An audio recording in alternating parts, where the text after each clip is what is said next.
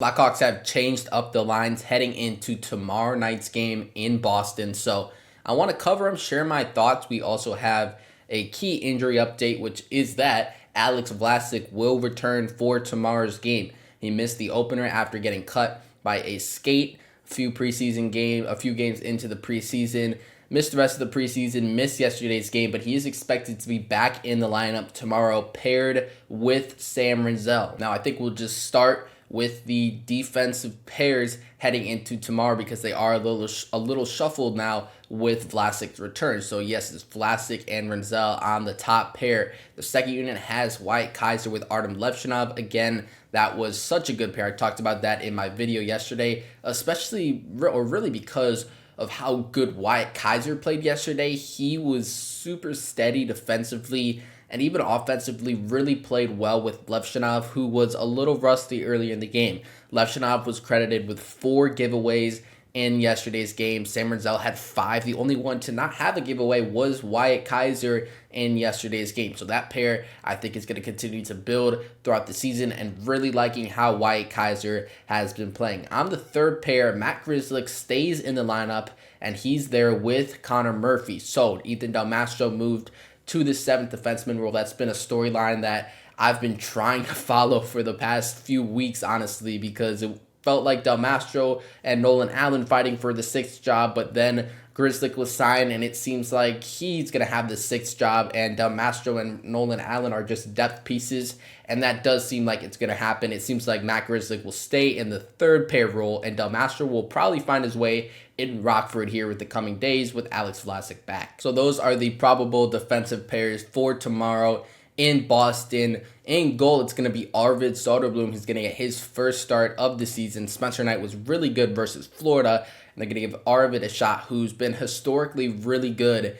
in TD Garden playing the Bruins. He had, I guess I won't go into his past starts here, but they have been really, really good. So excited to see him get his first start in the season. He also had a really strong preseason, so hopefully he can start off on the right foot tomorrow in Boston. Now for the forward pairs, which have been shuffled, especially on the top line, probably most interestingly on the top line, the Bedard line now has Colton Dach and Andrei Burakovsky on the wings. Now, my thought on this is actually really like it. Jeff Blashill said in his media availability today that he's putting Colton up there because he's demanded more opportunities. They haven't force-fed him opportunities, is what he said, and he's been still knocking on the door for more opportunities, and they're going to give him that here in tomorrow's game. Now, we did see a game with Dach up with Bedard and Reichel in the preseason, but I'm pretty sure, if I remember correctly, that was the first game of the preseason, and everyone was really sloppy in that one. So I'm not going to look too much into that. I would just say, based off overall what we've seen from Dach with his really good physicality, along with the skill presence he has. A lot of people say he has no skill, which I just don't get. I don't know if they're hating on him because, Kirby didn't work too well out here in Chicago, but I don't know why people are acting like Colton Dach is a scrub, because he has really good skill, or some good skill to his game, while being a very good physical presence. And with the current selection of guys that we have, especially with Teravainen and Bertuzzi locked into that second line, which has been playing really well, I think Colton Dach is one of the better options to put up there on the first line. Sure, not the ideal long-term first line winger, don't get me wrong, but for what we have, I'm actually not mad seeing Colton Dach get up to the first line. We'll see how that plays in tomorrow's game. And then Andrei Burakovsky is still there with Bedard, which I'm cool with. I've said this a few times. I said this in last video. Really, last night was Burakovsky's, technically his Blackhawks debut in the regular season, so it's way too early to be calling for him to get moved down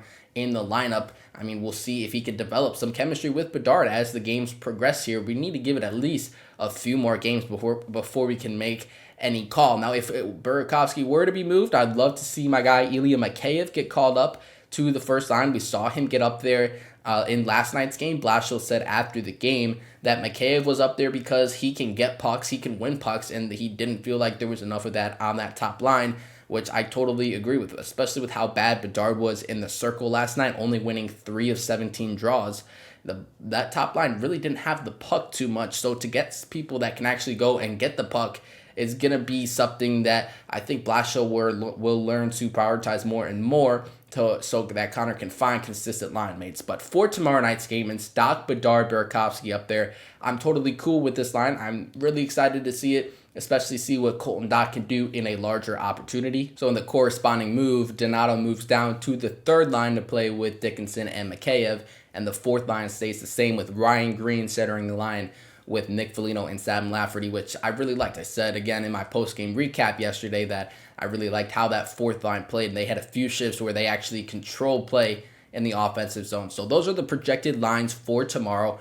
Really like how everything has shaped up, to be honest. I've kind of liked what Blashill has done with the lines, and even though it might not be ideal to be kind of mixing and matching that top line with Bedard, especially after last season, we have kind of PTSD from last season, seeing how jumbled that first line was. But hopefully sooner or later we can actually find some chemistry on the top line and have something that sticks, because it feels like the second line they have locked in with Teravainen, Nazar, and Bertuzzi, that feels like it's going to be a line that might not get changed throughout the season. So those are the projected lines for tomorrow. One more thing I did want to bring up relating to Connor Bedard was that the NHL Edge advanced metrics from last night's game were released this morning, and Connor Bedard's max speed was listed at 22.36 miles per hour, which is almost a full mile per hour faster than his top speed from all of last season, which was 21.44 miles per hour. So he's obviously gotten faster. It was kind of obvious throughout the practices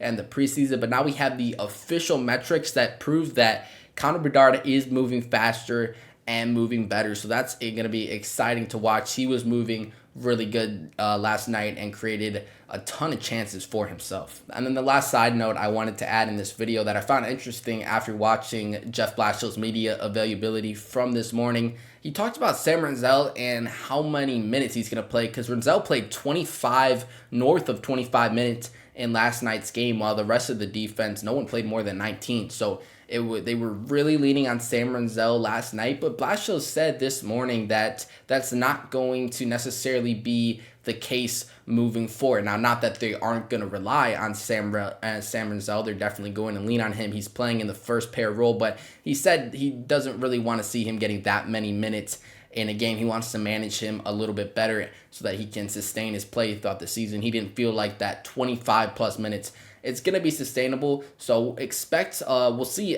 tomorrow how the minutes play out. It seems like that's going to be a little more of a focus for the staff to manage those defensive minutes better. So we'll see how that ends up playing out, but don't expect Sam Renzel to continue to put up 25 plus minutes per night on a regular basis.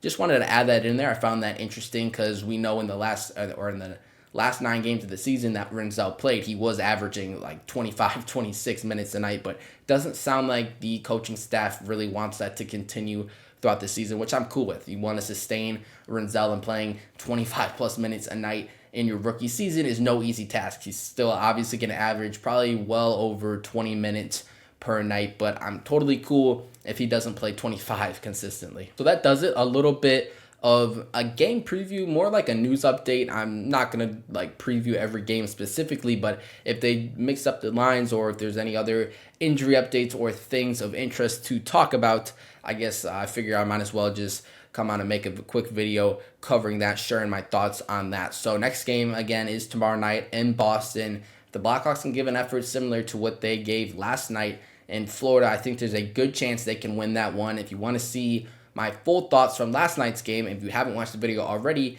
make sure to check out my post-game recap from yesterday. That's going to do it for this video. Check in tomorrow. I'll have my full thoughts from the Boston game after the game.